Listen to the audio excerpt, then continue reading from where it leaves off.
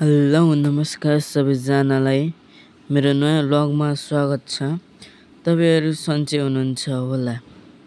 आज चाहिँ हामी जाँदैछौँ पथरीदेखि रङ्गेली सन्सरी माई मन्दिरसम्म। कस्तो लाग्छ भिडियो सपोर्ट गरिदिनु होला। अब चाहिँ हामी गाडी चढ्ने ठाउँतिर जाँदैछौँ। यो चाहिँ 25 सन्चरमा हुन आँटेको सेकेन्ड 25 सन्चर गोल्ड कपको गेट बनिँदै रहेछ। अब चाहिँ हामी पथरीदेखि कानेपोखरीसम्म जान्छौँ। पहिला बाटो चाहिँ पुरै एसियन हाइवे बनाउने क्रममा छ, पुरै भत्किएको छ। फाइनल्ली हामी चाहिँ कानेपोखरी आइपुग्यौँ। अब यहाँबाट रङ्गेली जाने बस या गाडी हेरेर हामी रङ्गेली जान्छौँ। बस पाइन्छ कि अटो पाइन्छ। चाहिँ हामी यहाँ रङ्गेलीको मन्दिर आइपुग्यौँ।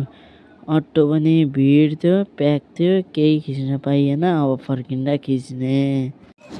फाइनल्ली मन्दिर आइपुग्यौँ गाइज।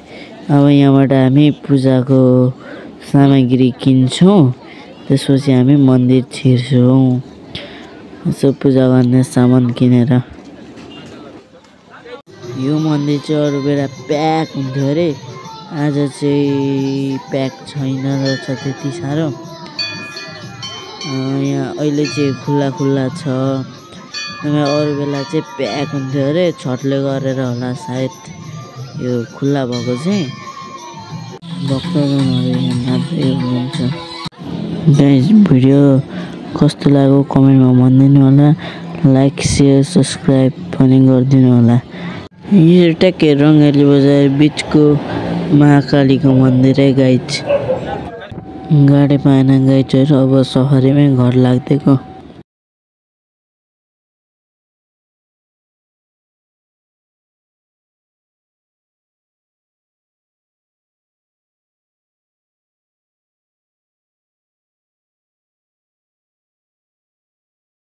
कानेपोखरी त आइपुग्यो, गाडी नै आएन हौ। फाइनल्ली पथरी आइपुग्यो गाइज। दिस इज अ पथरी बजार गाइज। फाइनल्ली पथरी आइपुग्यो। Thanks for watching.